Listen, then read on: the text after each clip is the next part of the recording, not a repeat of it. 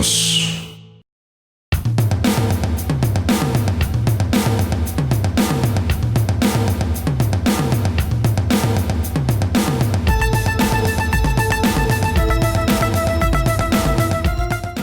Welcome back to Laughing in the Dark, the podcast where I hang out in haunted places with comedians. I'm your host, Sarah Jones. For this episode, I got to hang out with Portland comic Phil Schallberger.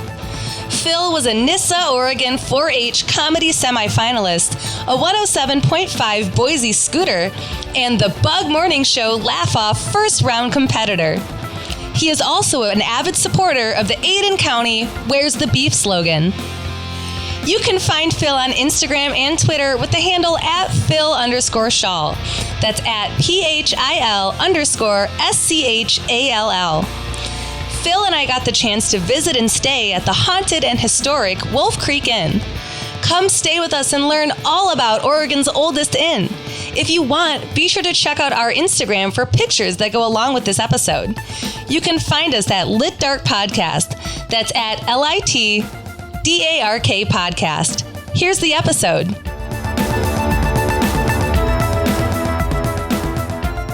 So, we are at the Wolf Creek Inn. Cool. Yeah. That's where we're at. All right. Yeah, in Wolf Creek, Oregon. Before we get started, do you want to talk about our experience thus far? Yeah. So we got in at about 8:45. Yeah. Like 9, yeah. Yeah, around then. We were welcomed by a woman who seemed to be in her late 40s, early 50s. I know that's rude as a man to judge. Like late 20s, early 30s. Late 30s, early 40s, 50s, 60s, 70s, 80s, and all the greatest hits from then. She was stunning. Yeah. And so she was very nice. And then a guy came by who I'm pretty sure was a frog in a past life. And just because he has kind of a squat face and a trucker's cap, and was wearing a t-shirt that had something, I think, about the Bigfoot Festival. Yes, he was also very nice. Yes, and, super. His name's Andrew. Yes, Andrew. Yeah. And then they welcomed us to our room. I immediately figured I'm 6'6". I'm a giant man. I have the frame of a small Polish ballerina with the length of Lurch, and so I immediately had to get a new bed for it because they had a bed board. Was that what I'll mention, yeah, the headboard. Yeah. I'll mention, too, that, like, this is such a small place that Phil just, like, whispered to me. He was like, I don't know if I'm going to fit. And, like, from down the hall, Jesse's on it. She turns around and she goes, is that bed too small for you? Yeah. And then, like, crazy accommodating. Mm-hmm. And, no, the nicest people. Insanely accommodating. Yeah. Like, gave him a new bed that he can fit in, mostly, kind of. Yeah. That you can dangle off of. Yeah, I can dangle off of. Yeah, comfortably. Yeah. And then right when we got here, Andrew asked us what we're in the mood for dinner. Like, it was like, you're coming home. Yeah. Very much like, what are we feeling? Yeah. And then we were just like, I don't know, like Thai. Or like, do Korean barbecue? Yeah. Like, how do we? I'm in the mood for some, like, Burmese, fish stock. How is your Indian? Yeah. Like, how do you? Yeah. Can you make it a gabagool? We did very racist style Italian accents for at least a minute. Yeah. And then they asked us to leave. Yeah. And then we were granted access back. Yeah. But then we got a very small walk around of the place, and then we were sat down to some delightful beef brisket sandwiches. Yeah. With potato and a side salad with balsamic dressing. Yeah. That was just exactly what we needed. Yeah. For the time. Definitely. Yeah. And so the food was nice. Alex was his name? Andrew sat down with us a bit, and Sarah is a very good storyteller, and so she regaled us both of her trials and tribulations in going into a haunted house, the video of which is on YouTube, from what I've heard. It might just be a lie that I haven't examined, but... Yeah, it's a lie. Okay, cool. No, it's on there. It's on YouTube. Okay, cool. I just love improv. Yeah. just yes and yourself. Yes, and completely. Were you a theater kid? Yeah. Yeah, absolutely. Because I have made that yes and joke multiple times, and people are like, huh? Yeah. And you're like, never mind. No, I started in improv. I know the game. Zip, zap, zot? No? Yeah. Okay.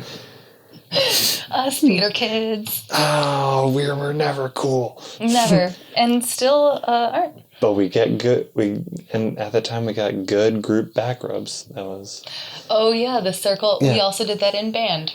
Oh, If I can just up the ante.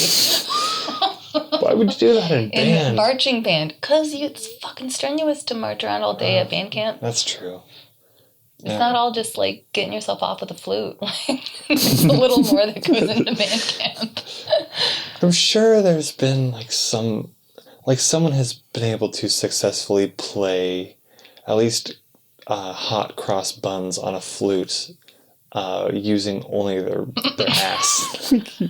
Just farting out hot cross buns. I'm sure it's already on YouTube. Yeah. I hope there are listeners that are like, oh yeah. Yeah.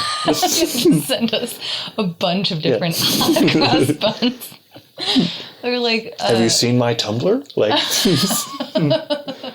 They're like, I don't have hot cross buns, but can I interest you in chopsticks? I got the Mortal Kombat theme. Just more and more advanced, and then there's different styles. It goes. It's a whole other genre. Freeform fart jazz. Yeah, and then you're just like, I'm disgusted, but I'm also like kind of in the mood. Yeah, it's all part of the like human element that can just get you. Anyway, so the brisket was great. Is he playing Caravan? Sorry. Sorry. Yeah, no, you're fine. So yeah, we didn't know what to expect at all. Yes. And I was pleasantly surprised, very much so. I was too. Yeah, they have so much enthusiasm here for the hauntings that are here. And it's so cool to work with a business that's like behind all that stuff. It's got to be really annoying to the ghosts, though. Maybe. Yeah. Because if they're you're trapped in torment or they're echoes of torment they've experienced throughout their life, and then there's some folks who are just like, it's awesome that we got just these echoes of suffering just cascading throughout space time. I felt it. Yeah. No, it was me. I was able to leave and have a great meal. Yeah. But it was horrible. It was great. No, I think that there are some spirits here that are here by choice, so that we'll get into that. So it's not just like a zoo of human suffering. No, sorry to disappoint you. So do you want to get into the story then? Okay, let's do it. So the sign for the Wolf Creek Inn reads, Wolf Creek Tavern, tasty cuisine. Yeah. Am I wrong? You're not wrong. So far, verified. Yes. It was originally put up back in 1925. Okay. It got its name from the many wolves who lived in the surrounding forest, though the last wolf encountered near the Wolf Creek Inn was in 1956. So wolves are gone. Yeah, no more wolves. We haven't seen a single wolf the whole time. No ghost wolves either. Yet. The inn is a 2-story, 1883 classic revival-style inn listed on the National Register of Historic Places. Not only is the Wolf Creek Inn the oldest continuously running inn in the entire Pacific Northwest, it is also notoriously host to an expansive variety of hauntings. The inn has 9 original guest rooms decorated with antiques from various eras. So we're currently sitting in one right now. Yes. There's bunk beds in here, and it's very... There's a carpet tapestry of some deer in a forest with some snow on it. Yeah. And it's very welcoming. It's not very spooky at all. No, it's very sweet. Very small rooms because it's like indicative of the time. There's also a little ladder leading to the top bunk when really you could just kind of like believe in yourself and just pull yourself right up to that top, baby. Like, not that you don't have to be 6'6" to like jump up there. You probably. I'm it's 5'4" and I think I'd be fine. Yeah. I'm not gonna prove it right now, but like, I don't know. How many pull-ups can you do? 0. Okay. So we're off to a great start. All right. Okay, good. Okay, so yeah, it has 9 original guest rooms, decorated with antiques from various eras, but also outfitted with modern amenities, including heat, air conditioning, private bathrooms, and comfortable mattresses. Yet to be proven. Yes. We haven't found that out yet. Yeah. But probably. I have the spring mattress. It's probably full of ants. The disability mattress was brought out for you. There are no TVs in the guest rooms, but free Wi-Fi is available and a hot breakfast is served in the dining room each morning. There's actually like a little tea spot that we saw as well. That's at 7:30, I think. And then 8 a.m. was breakfast. Which I'm down for. Yeah, I am too. Yeah, cool. That's going to be cool. I'm looking forward to that. It's probably going to be coffee. Yeah. But, you know. Yeah, I'll say, it's just awesome. Of all the 2 bed and breakfasts that I've stayed in, this is my favorite so far. This has been really great. As the sign would suggest, this popular first-class hotel was once known as the Wolf Creek Tavern, though it never served alcohol. Oh. Totally does now. I had a glass of wine earlier. Yeah. Or 2, but who's counting? Originally, the Wolf Creek Inn was built as a stagecoach stop called the 6-Bit House, built by a pioneer named Henry Smith. Okay.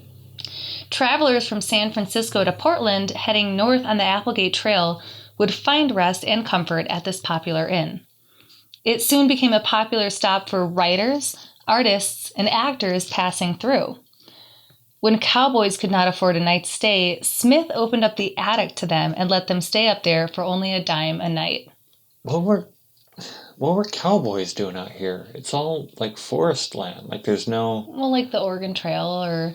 Yeah. I guess the Oregon Trail is late 1800s, so yeah, this would be like early 1900s. Okay. So this seems pretty nice, except for the fact that the attic had no flooring. So the cowboys found a solution. They would jam their spurs into the rafters to save themselves from falling through the ceiling.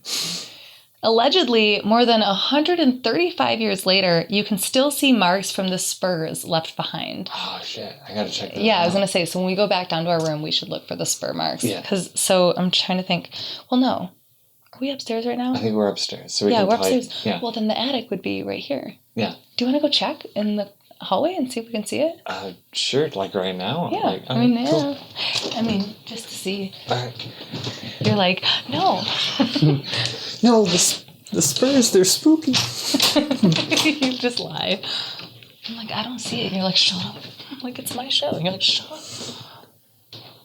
Okay. So right now, we're trying to be as quiet. Like, try to think of, like, if the attic would be up there.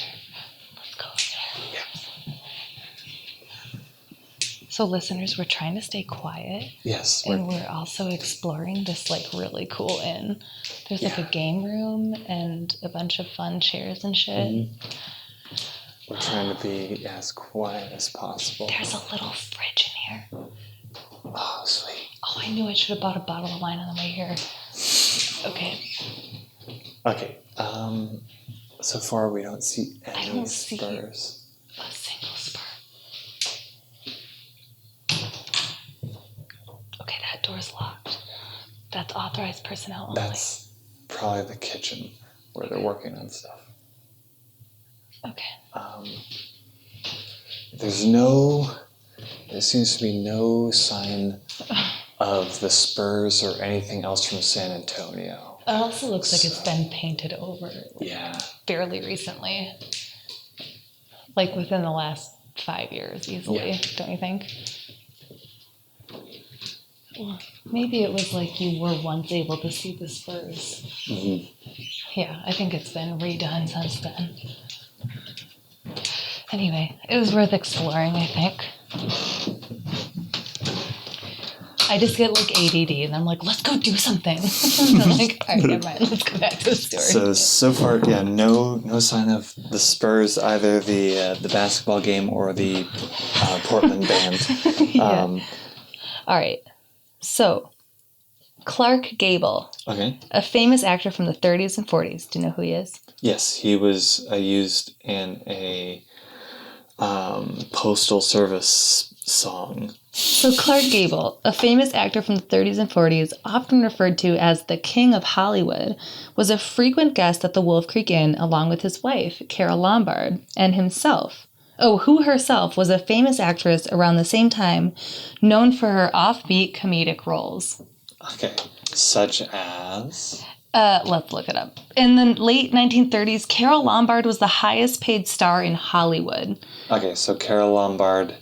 Does that name sound familiar? Well, I'm looking at the list right now. She played Goofy Butter Churner, number 2. She played Mad Margaret, the Mistress of the Meadow.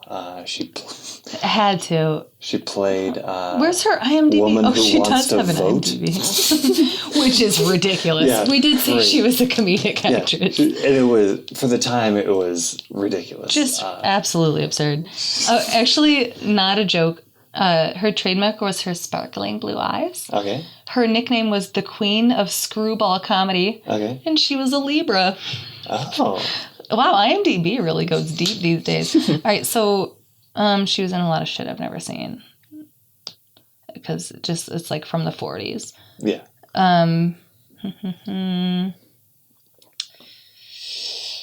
She was really famous. At one point, she was like the highest paid actress in Hollywood. And I wish I knew more about her because it's kind of cool to see another female comedian that was like influential, you know, and blue-eyed blonde. So her and I just have everything in common.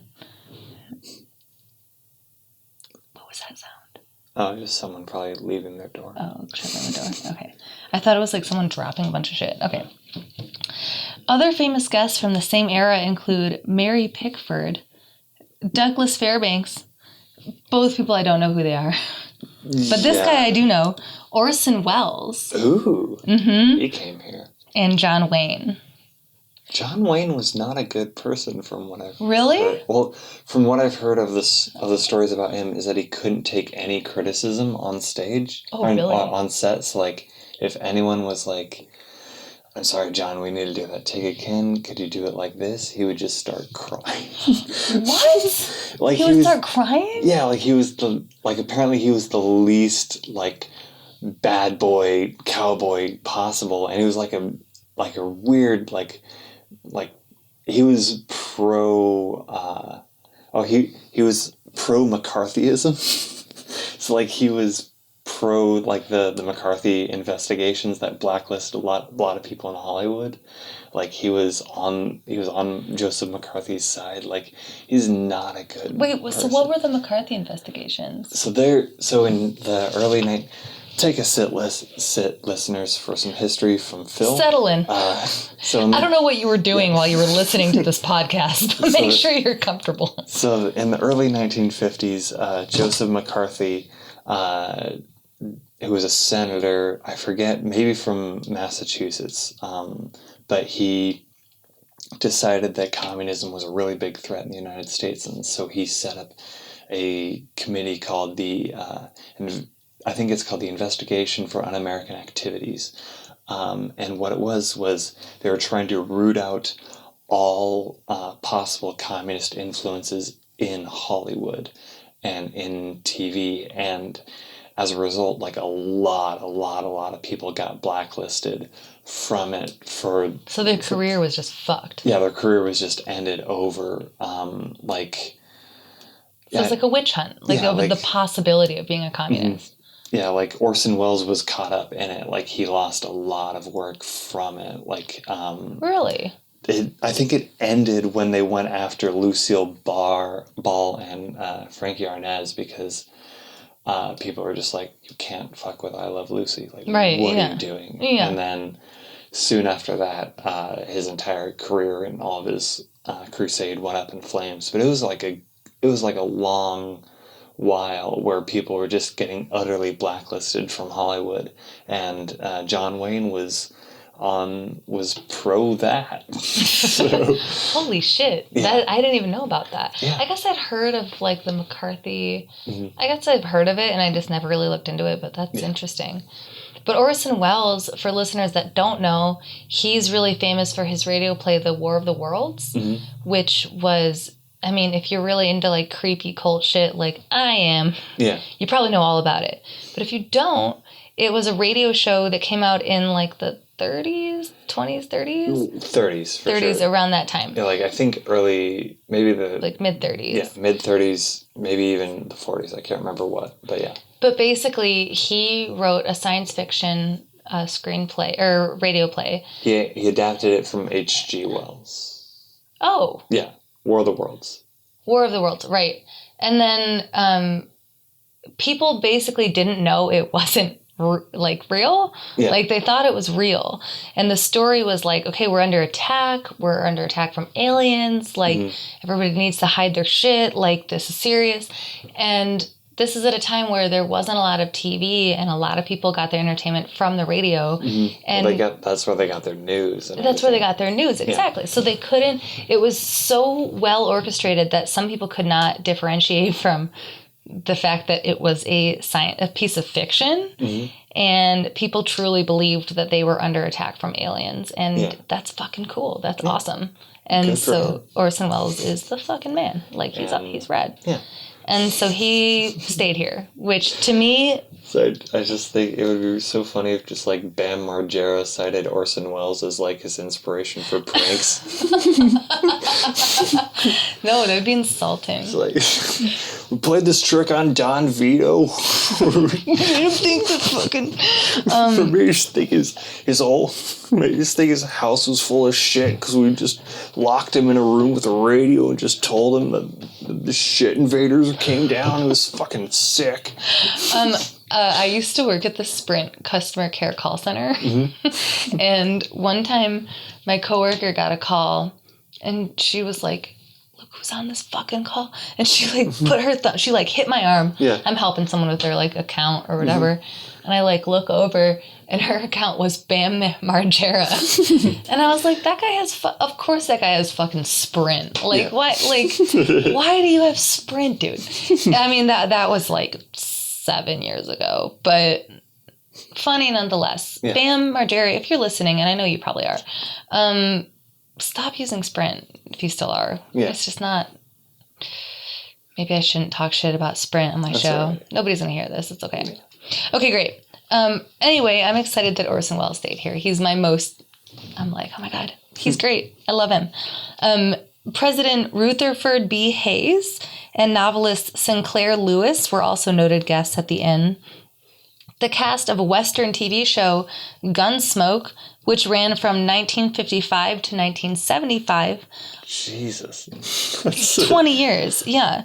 Also stayed here many times while shooting in a ghost town called Golden, only 3 miles away. Yeah, so the proprietor, Andrew, said that Golden is all full of ghosts, and he was very enthusiastic about driving us out there to see it, but we don't have the time, unfortunately. Yeah, unfortunately. And that might be something to tune in for, because we might try to plan an episode there in the future. Yeah. But yeah, apparently it's like a whole ghost town, which... I mean, if you're not familiar, a ghost town is generally just a town that they've preserved that people just basically up and fucking left.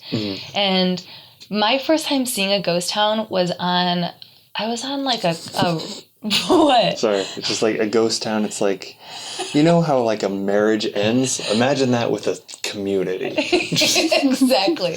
They're just like, fuck all of this. I'm out. They're done. I can't handle your shit anymore. Yeah, everything you own in a box to the left. Like, they just all left. Yeah, stop playing Call of Duty, and the town leaves. Like, I'm not going to raise this kid on my own anymore. They just all fucking left. Yeah, no. Have you ever been to a ghost town? Have you ever seen that? Yes. I think Silverton in southern Idaho was a ghost town, or kind of a ghost town. But it was like like during the Silver Rush, like it popped up, and then the entire area is utterly inhospitable, and so people left as soon as the silver ran out. Why is it inhospitable? Do you know? Because it's like high desert where like nothing really, like there's no rivers nearby, like nothing really grows. So like other than shrub, like you can't it can barely even graze cattle. So we're just like, all right, we're Fuck done. this place. Yeah. Yeah. And you got to go check it out and walk around. Yeah. I feel like I was on like a family vacation or something. Like I was young, so I don't really fully remember this. Like I was probably like 6. Like it was one of those things you have like spotty memory of. Yeah. I'm going to call my mom tomorrow and be like, remember the ghost town? Do you remember? And she's going to be like, no. Like, but I remember we went to, I think we were on some kind of a family vacation somewhere. Yeah. And then it was like one of the days we had like an extra day to do something. And we went to go explore a ghost town. And we just walked around and like looked at the little shops and stuff. And it was like, blew my mind. It reminded me of like a scene from like The Twilight Zone, which I was a huge fan of as a kid. Yeah. But they always did that thing of like, oh, you're the only person in the town. Like now what, you know? So that's very much, so yeah, a ghost town is like a place where there's still buildings, but everything is abandoned. And it's literally a place where it's like almost preserved in time where people just up and left and you can still check it out. So that is what Golden is, and it's about 3 miles away from here, so we might be doing an episode there in the future. But of all the famous visitors to this inn, one notable visitor seems to have never left, though he died in 1916 of kidney failure. Okay. Jack London was known to have loved staying at this inn on many occasions. He even spent an entire summer here with his second wife. He finished his second novel, Valley of the Moon, while staying under this very roof. Huh. His room has been preserved to be much like it would have been during his visits, as has that of Clark Gable, which they rent out. Apparently Clark Gable's room's been rented out, but we saw Jack London's room. We're literally about 4 feet away from his room right now. Some believe that the inn's dedication to preserving these rooms are the very reason these spirits have stuck around. Wait, so Jack London haunts this? Yeah. Oh, I'm sorry. Are you a fan of Jack London? No, I'm not. I haven't read any of his work, so I feel kind of like an asshole just being here without knowing. I know. Like I know, like I haven't read any of his works. Yeah. So I'm sorry, Mr. London, if you're here and you're haunting. I'm just too busy watching YouTube videos of kids doing awesome shit like, shoving Tide Pods in their ass and, other poetic shit. And, Super Mario speedruns, like, that's just my... But, like, Mr. London. Yeah. Mr. London, your work is commendable. But have you seen these kids doing the Super Mario speedruns? Okay. So Jack London is still here. Yes. He's a famous writer. We've never read anything he wrote. Sorry, dude. Yeah. But yeah, his room is like fully preserved. So we just walked by it. I took a picture of it for the listeners. If you want to check out the Instagram, you can see a picture of the room. It's like fully preserved. It looks phenomenal. Some visitors have claimed to see London's spirit in his old room, and there are many accounts of hearing his disembodied voice in various spots throughout the inn. Though Jack London may be the most famous ghost here, he's certainly not the only one. In fact, what? Just like celebrity status being put on ghosts is so weird. I know, right? Yeah. But it's one of those things that, like, actually I don't hear a lot of. Like, a lot of times it's just some random, like, there's a girl here. Like, it's not like we know who it is. It's this person. They have this whole work. Like, to have someone identified is kind of cool. Okay, so in fact, the Wolf Creek Inn is allegedly home to many spirits, including that of a female stagecoach driver who is believed to have died here. Okay. This person is rad. Her identity is unknown, but she seems to be connected to the story of a man widely known as One-Eyed Charlie. Okay. One-Eyed Charlie is a spectacular character. During the gold rush, Charlie Parkhurst, or One-Eyed Charlie, had quite the reputation as a man who drove his team hard, spat his tobacco juice harder, and cussed like Sam Clemens. It's said that he only missed work the day after payday, being far too hungover to drive. In 1868, One-Eyed Charlie Parkhurst registered to vote for Ulysses S. Grant. More than a decade later, One-Eyed Charlie died at the age of 67 when a mortician discovered something unexpected. Charlie was born female. It was discovered that One-Eyed Charlie was an orphan girl who had escaped an orphanage and gotten into stagecoach driving by dressing and acting like a man. If you remember, Charlie voted in 1868 and may have been the first biological female in the country to have ever done so. Oh. I thought that was really cool. That's cool. While it would be downright awesome for One-Eyed Charlie to be a resident spirit here, some believe it unlikely, given that Charlie died in 1879 and the Wolf Creek Inn wasn't built until 4 years later. Yeah, that seems unlikely. Yeah. Plus, and I added this in, the figure that some people claim to see here appears female. It has even been claimed that a female voice attributed to the stagecoach driver has been caught on EVP. It doesn't seem to me that Charlie preferred to be seen as anything other than male. And in respect to him, I just want to continue referring to him as male Charlie and a total badass. So I wouldn't think that's the same spirit, because if Charlie wants to be seen as a male, why would you be seen as a female as a spirit? Yeah, that doesn't make sense. Yeah, unless it really was just like the long game, just trying to like make into money the afterlife. and vote. Yeah, into the afterlife. And then in the afterlife, they're just like, I've been a girl this whole time. Yeah. But I don't think so. To me, it sounds like he lived his whole life as a male and just was biologically female. So people claim to have seen the figure of a woman in the window and sometimes hear her speaking.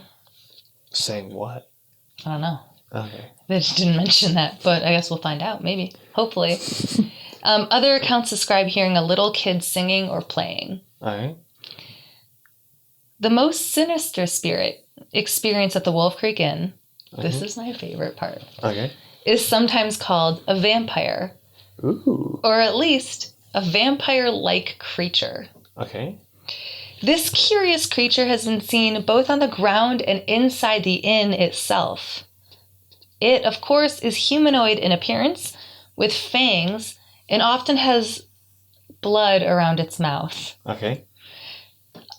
Listeners, we're going to bring this back to our car ride out here. This is a 3.5-hour car ride. And this magical thing happens to me at almost every episode, where the comic I chose for the episode is somehow perfect for the context of the episode. And I told Phil this in the car. I said, this is so funny how this always happens. Yeah. And then I said, what do you fear? And what did you say? Talking about blood. Not blood itself. The sight of blood doesn't bother me, but just the vocabulary around blood bothers me. Yes. And makes me sick. Which is honestly probably the most unique answer I've ever gotten to that question. Yeah. To your credit. I don't fear it as much as it's just nausea. I find it just nauseating. Yeah. It's your thing. Yeah. It's your weird thing, right? I guess it's my thing. I don't know. And I'm not afraid of it. It's just all like of the episodes to have you on. Yeah. This is my first episode ever that there's been a vampire haunting. Yeah. Vampires don't really bother me. No, but what they do is they suck blood. Yeah, they suck blood. Well, maybe. I don't know. Depends on... Allegedly. Listen, according to the Twilight books, not all vampires are evil. How dare you? How dare you? Goodbye. No, give me the recording. We're done. Okay. No, just kidding. I'm just joking. No, I didn't even make that connection in the car until I just read that line. But that happens every time. And for you to be like, my thing is blood. And then it's like, oh yeah, there's this vampire that haunts the place. It's hilarious. Yeah. Like, why does that work out like that? I don't know. It's magic. It's pretty fun. Yes, it is really fun. Okay, so he's humanoid in appearance with fangs and often has blood around its mouth. Some people believe that this figure is actually the spirit of a mentally disturbed human who wishes to be seen as a monster. Okay. So it's just a person with like poor self-image, like a ghost who just like doesn't like themselves and thinks they're a monster. Or maybe they don't want other people to like them. Maybe they want to be feared, so they want to be seen as a monster. Okay. Others believe it's the spirit of the woods. Okay. Or some kind of cryptozoological beast. Okay. Cool. Yeah. There's even a story of this creature biting a guest. Huh. Although the other spirits seem to be nice and respectful, in fact, many people point to personal experiences attesting to the protection they felt from the other resident spirits, as though they were protecting the living from the bizarre and dangerous spirits that may haunt these grounds. So they'll experience these other spirits and think that, oh, they're protecting us from this vampire. Some other spectacular experiences people have reportedly had at this inn include some of the most popular and fun ghostly activities, like slamming doors, pianos playing, and chairs moving on their own, objects disappearing, and on multiple occasions, staff insist to have witnessed a baking pan fly across the floor in the kitchen on its own, which Andrew mentioned when we got here as well. He said he's had most of his experiences in the kitchen. When they say fun, is it fun for the ghosts? I said fun. Okay. That's my writing. I find them fun. Okay. So fun for you. Yeah. I was just thinking if it was fun for the ghosts as well. I hope so. Yeah, I put that in there as as the more I've done this show, there's a lot of common themes that you're like, oh, the door is slamming. That happens a lot or whatever. So I see it as that fun, happens all the time. Hopefully it's fun for them. 2 mediums from the 1913 Pioneer Saloon in Nevada visited the Wolf Creek Inn and agreed with the owner that there was a heavy presence on the grounds, especially in room 8, believed to be the most haunted on the premises. So what room are we in now? I think we're in the spur room, it said. Wait, what? Really? Yeah, I think that's what it was. It said spur room? I'm pretty sure. Remember we were looking for the spurs. Yeah, the spur. Oh, what the fuck? Yeah. That's so weird. Yeah. What? How did you not point that out before? Remember we were looking for spurs? I'm not aware of my surroundings. Well, you clearly are. Subconsciously, maybe. That's cool. So maybe it was above here that the cowboys would sleep. Yeah. If that's the spur room. Maybe there were spur markings and they had them, sanded off. Huh.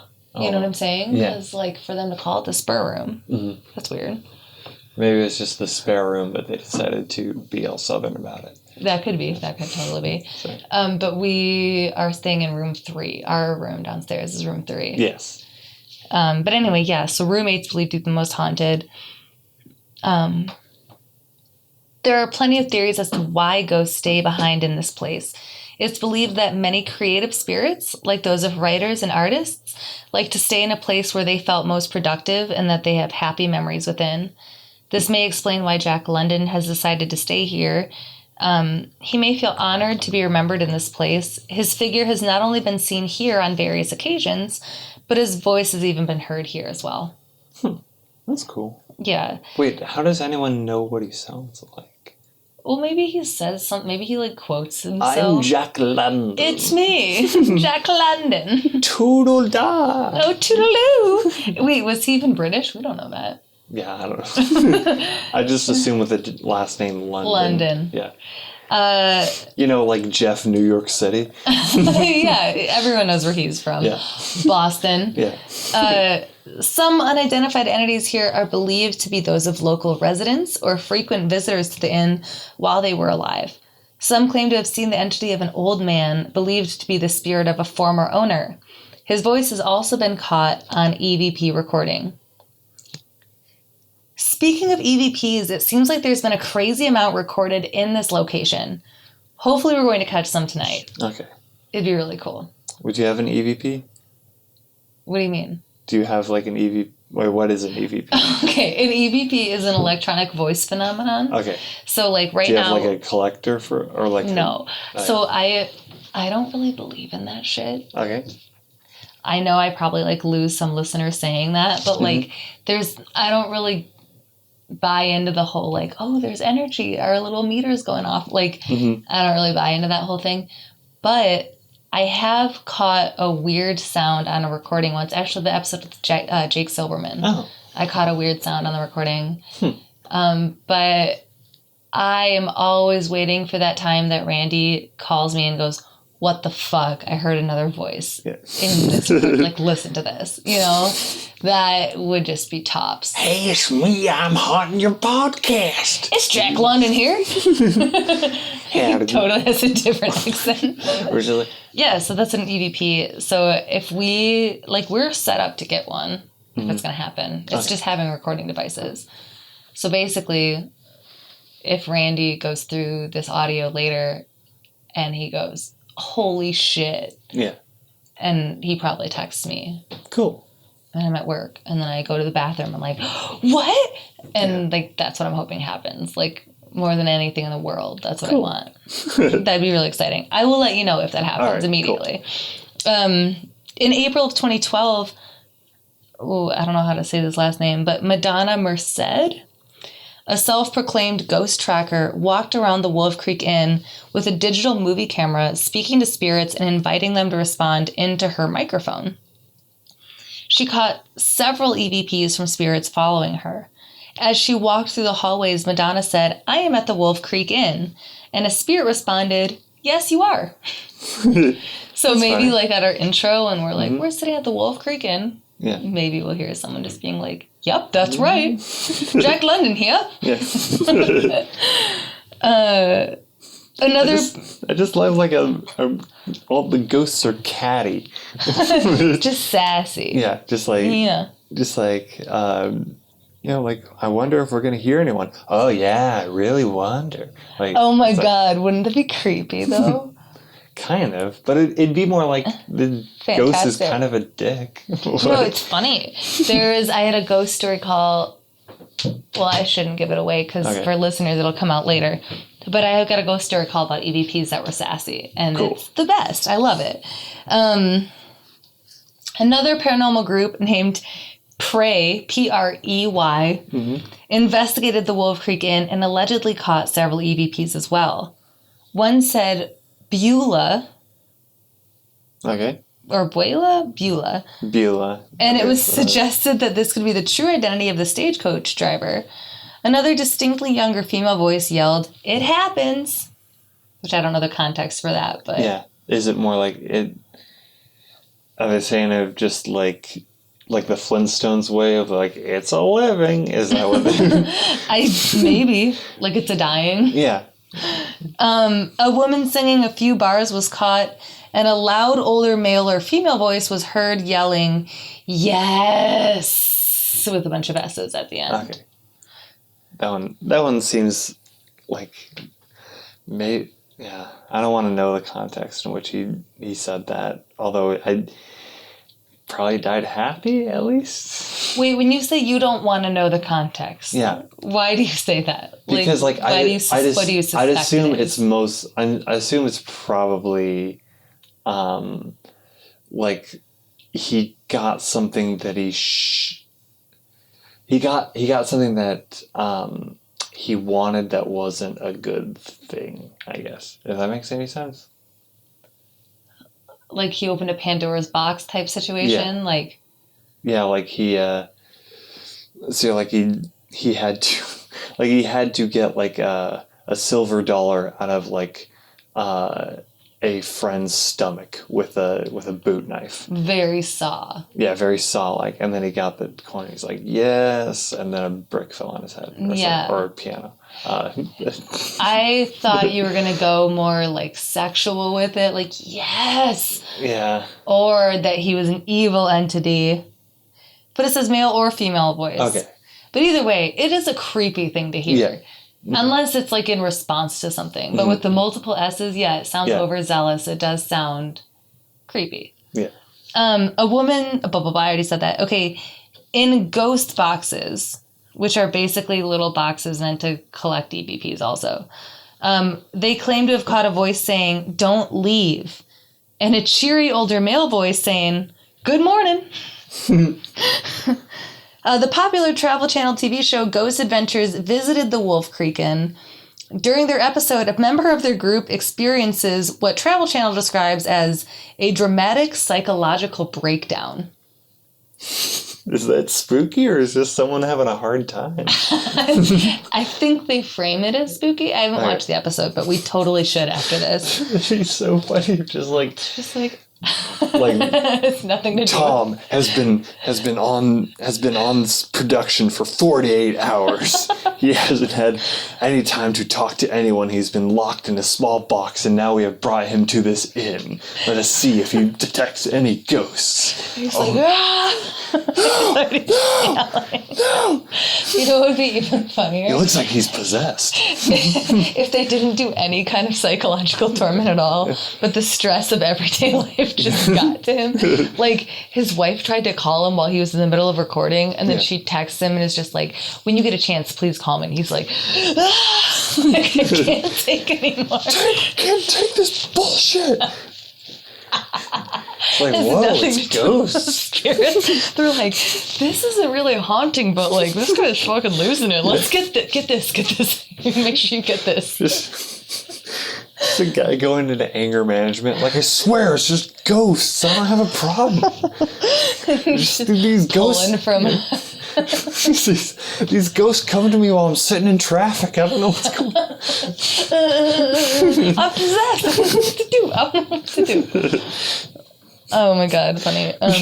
These ghosts hit me and came to me when I'm just at the bar and some guy looks at me the wrong way and these ghosts just come at me. And I just gotta start all shit. These like prejudice, like he's our like good boy coming out of it. The ghost, man. Every time he gets caught with something. Yeah. Sir, have you been drinking? Maybe ghosts. Maybe ghosts have been drinking in my body. Fine. Great. Anyway, yeah. Sorry, Ghost Adventures. Actually, I talk shit about Ghost Adventures on like every episode, so it's fine. Anyway, yeah, this is such a phenomenal place to visit. Aside from the ghostly guests, visitors to the Wolf Creek Inn seem to love staying here. Nearly every review I've found about this place mentions incredible meals and great hospitality, which we can absolutely attest to. We talked about that at the beginning of our episode. It was very tasty. And everyone does a good job. Yeah, absolutely. Yeah. It feels like you're literally coming home. Like you just feel but like you belong. If you're a ghost or history enthusiast, which if you listen to this show, you definitely are, I strongly recommend checking this place out. On their website, the Wolf Creek Inn says, "The walls tell stories. Come listen."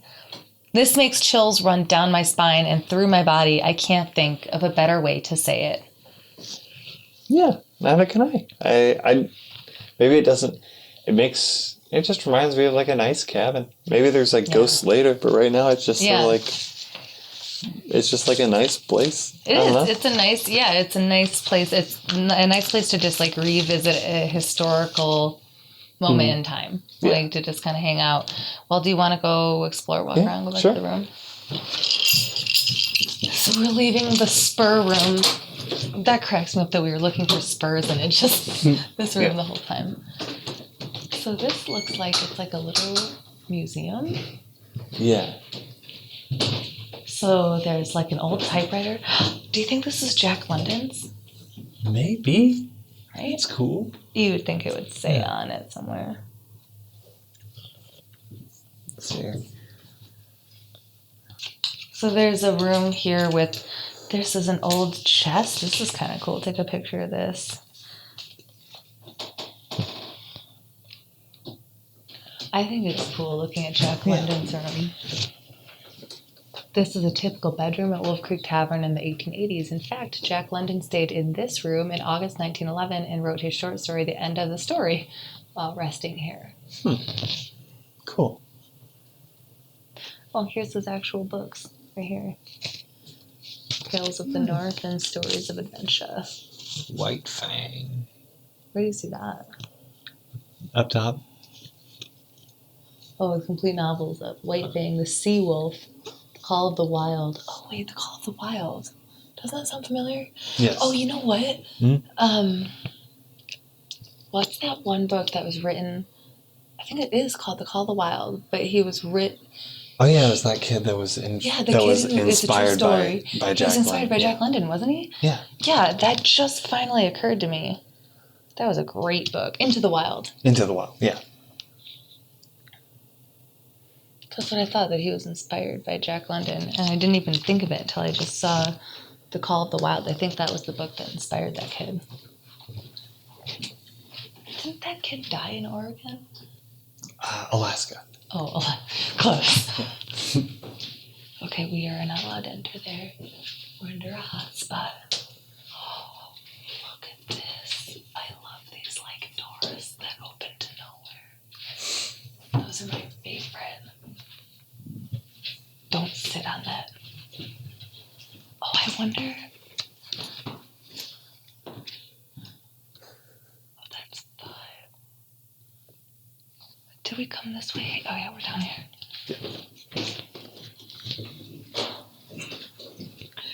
I don't know how many people are staying here, so I don't want to like disturb anybody.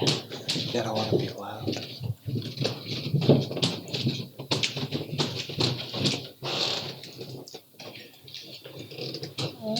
What do you think?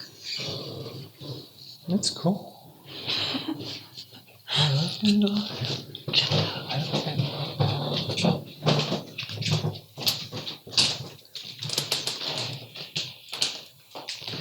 I love this cute little tea spot. That'll be fun in the morning. Yeah, that will be. Seems like a great place to like come out of a storm too. Totally. Yeah. Which is kind of our drive, where there's a lot of rainy. Yeah. Totally. These cute little teacups. I love these like old books and stuff too. Yeah. It's really cool. Genghis Khan. Oh, these are all different makers of history. Queen Elizabeth. You can actually look at that. Interesting. I don't want to touch it because I'm like nervous. Caesar, Genghis Khan, Xerxes. Mary, Queen of Scots. Bloody Mary. Yeah. Marie Antoinette. Yeah. That's cool. Xerxes. Oh, they even have a diphthong in Caesar's name, Caesar. I took Latin in high school.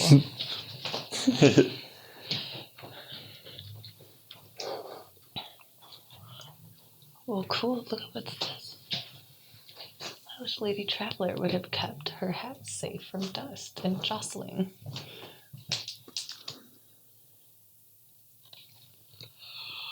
Cool. Good.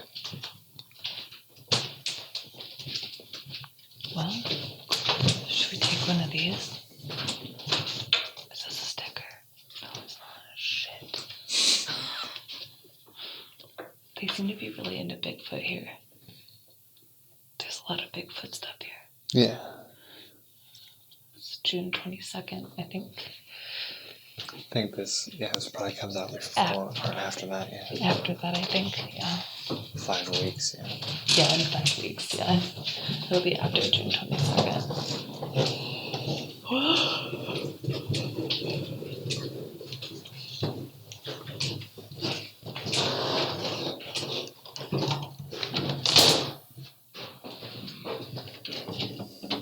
So we're back in our little room. Yeah. There are 2 adorable twin beds. Mm-hmm. And then that I do not fit on either. Yeah, and Phil doesn't if we fit on put them together, maybe I could fit on just laying diagonally. But across the entire room, yeah. You put me on a cot. Yeah. Curled up. Just like, no blankets. No blankets, soldier. Yeah, I'm the comic. And so, this is the room we're staying in, and let's take a look at this. Is the bathroom? Yes. Nice. Oh, it's a big one. Oh, there's a shower and everything. Oh, nice. I didn't realize it was such a big bathroom. Wow. The bathroom might be bigger than the room. Yeah. Well, yeah, so this is where we're sleeping for the night. Cool. It's an adorable little room, and maybe we'll see ghosts. Oh, no. We'll see. We'll set alarms for the morning and get coffee and breakfast. Mm-hmm. Hang out with our boy Andrew. Sounds good. What's your take?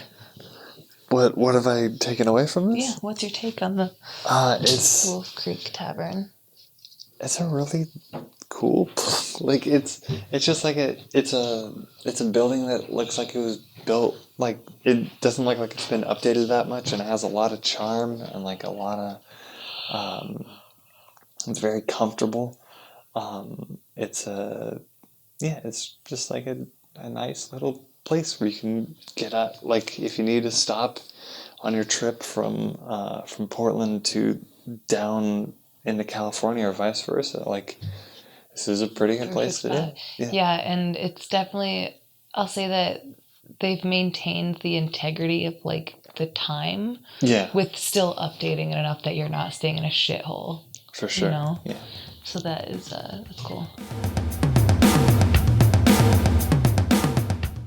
So, okay, we woke up a bit ago, a couple hours ago, and we survived the night at the Wolf Creek Inn. Yes.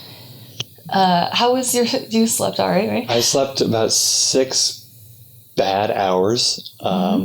Like I was just very sweaty the entire time. Great. Which sucks because like I'm not a sweaty person ever. And then I had, I don't know, like the sleep was okay.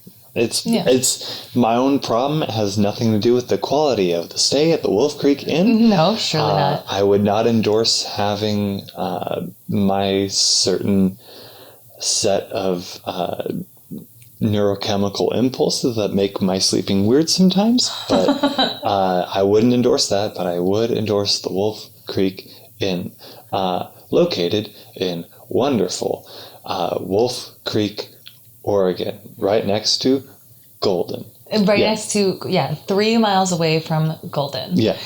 How was yours? I slept pretty well, actually. I really like these beds. And that's the thing is that Phil couldn't fit in the bed because he's too tall. So I don't think the listeners know that. So Phil's 6'6". Well, did we talk? Maybe we did talk about that on the recording. Yeah, a little bit. Yeah. So I got to stay in these luxury twin beds.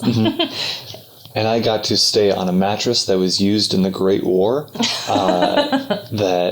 with some bed sheets that were like the sheets off the bed, but still like the mattress has seen combat and has lived to tell the tales and then passes the tales on to me. Yeah, and that's what maybe like you were seeping in all night. Great. So for me, like I was saying, what I was really hoping for all night was to see the vampire creature. Like that's all I wanted. I wanted to wake up and see a tall figure looming over me and then be like, it has fangs. Yeah. Like that's all I was looking for. But I don't have like the fortitude to just stand over your bed for a really long time. But I would have appreciated the long game. Yeah. Like, oh no, it's a vampire. Well, close. Emotional vampire. But physically, not total human. No, not going to drink your blood. Not really my shit. But yeah, so that unfortunately didn't happen. It's a very quiet inn, so you can hear every step, every creak, every little thing. And at one point, someone left a room, someone else staying at the inn, walked out, and for a second I was like, here it is. It's coming. Here's the ghost party. Here it is. And, it was just someone who probably had to pee. Yeah. Like, it was... Or they have the bathrooms in the room, but they probably, like... had to go out to their car to get something. Right, something like that, yeah. Let's see. I did, however, befriend a black cat outside who came to greet us this morning. Yeah. We went down for breakfast at 8 a.m. sharp. Yes, 8 a.m. sharp. Yep. We are an elderly couple. We were just we need to get there at 8 a.m. It's about time. Because at 8:45 we're playing hearts and we need to... Yeah, exactly. I'm meeting my ladies for Mahjong by 11. So at 11 it's water aerobics. And, Exactly. Just got to make sure our joints are just still, up to par. So... yeah, so we got a full day ahead of us, really. But, no paranormal experiences over the night, but it was a lovely place to stay. Breakfast was phenomenal. And the hospitality is like second to none. Yeah, they're very nice, decent people who will go out of their way to help you at the Wolf Creek Inn in Central Oregon, located next to Golden. Heard of it? Yeah. And then I also wanted to mention too, in the bathrooms, they had, what was really impressive to me is they had like a little bar of like everything you could need, including for ladies or men who wear makeup. Yeah. The makeup remover little cloths. Like, I was so impressed by that because, of course, that's something I forgot. Yeah. So to see that in there was like, awesome. This is cool. But yeah, really beautiful place, really beautiful outdoor area out here. And I think by the time this episode comes out, the Bigfoot Fest will have ended. Yes, but it's on June 22nd if you haven't already had an opportunity to come down and see it. But yeah, if it happens to come out before June 22nd, then get your butts on down here. Get down here. And if not, keep an eye out because it seems like that's something they do every year. So that's really cool. Yeah. Because this is Bigfoot's huge everywhere, I guess, technically.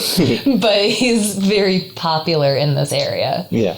As well. I mean, actually, it's not huge. He's big. Yeah. It's not called huge foot. It's Bigfoot. Yeah. Right. Let's not exaggerate here.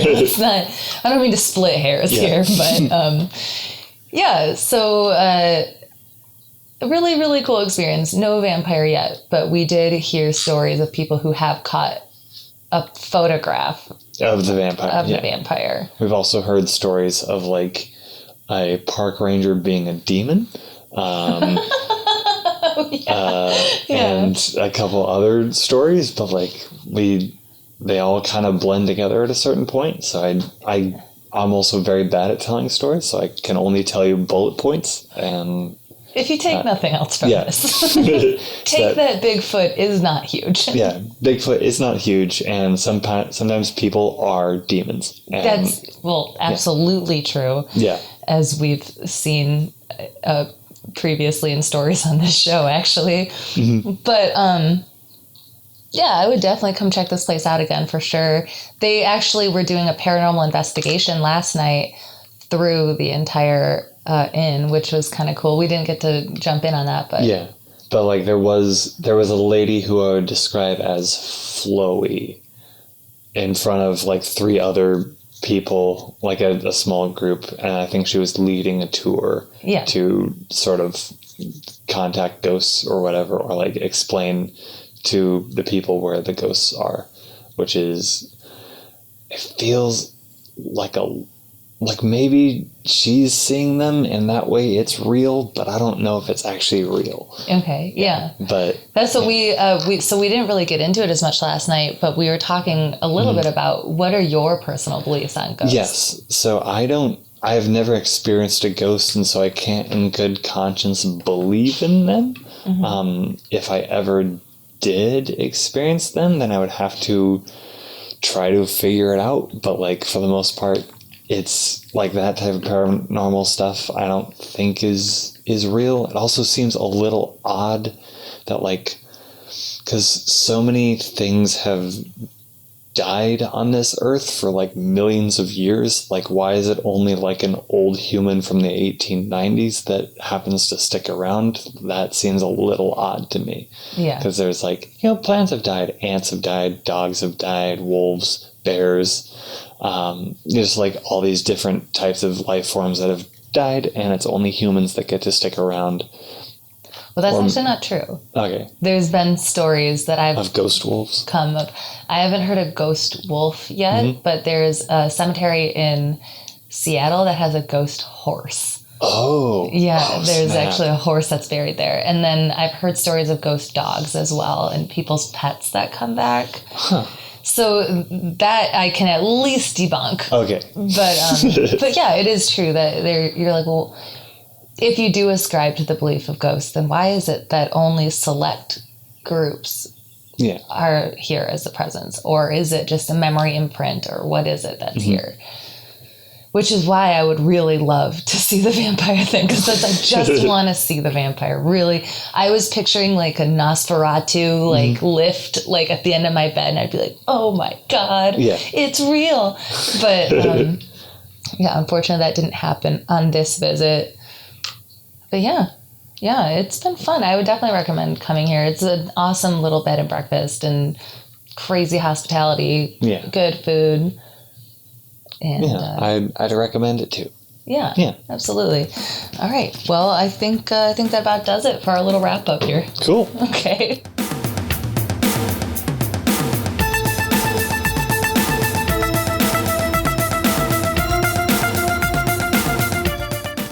I hope you had so much fun visiting the haunted and historic Wolf Creek Inn with Phil and I. If you get the chance, be sure to check out this awesome bed and breakfast and experience firsthand the careful detail paid to keep the rooms historic yet pristine, and the unbeatable hospitality that we experienced at the Wolf Creek Inn. Phil Schallberger also urges you to support Planned Parenthood and NDRC. You can find Phil on Instagram and Twitter with the handle @Phil_Schall. That's at PHIL_SCHALL.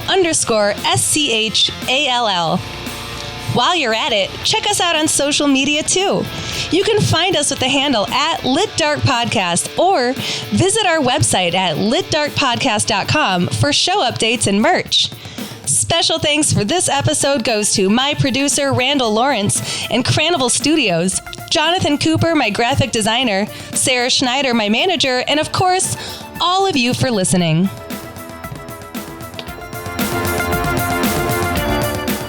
Sources used for episode 9 of Laughing in the Dark include thelineup.com, reading the/line/up.com, Wolf Creek Inn, Wikipedia, Travel Oregon, hauntedhouses.com, and the Travel Channel.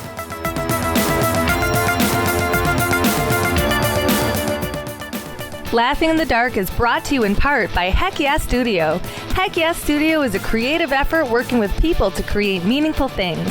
At Heck Yeah Studio, they work with clients to turn their ideas or existing brands into real or better versions. Heck Yeah Studio is the place to go for custom illustration for a full range of branding services, like killer logos, great colors and typography, and fun illustrations for pins, signs, prints, shirts, vehicles, posters, or anything you can imagine. At Heck Yeah Studio, they work with love. Their dream client is someone who is passionate about what they do. At Laughing in the Dark, Heck Yeah Studio has designed our logo, all of our merch, and any posters or stickers that we have. I am so proud and lucky to work with such an awesome company, and I could not recommend them higher.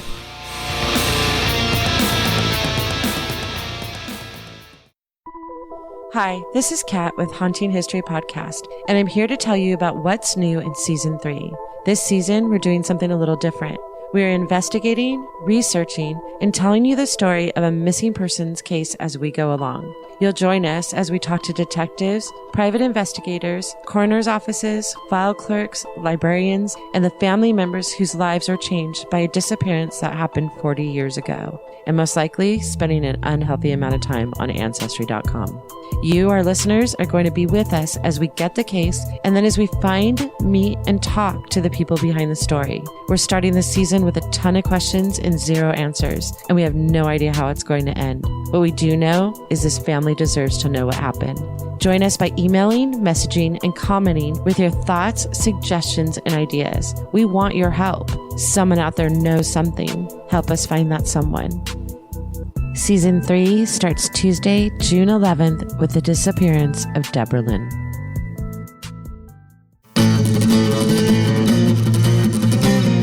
Cranival Studios.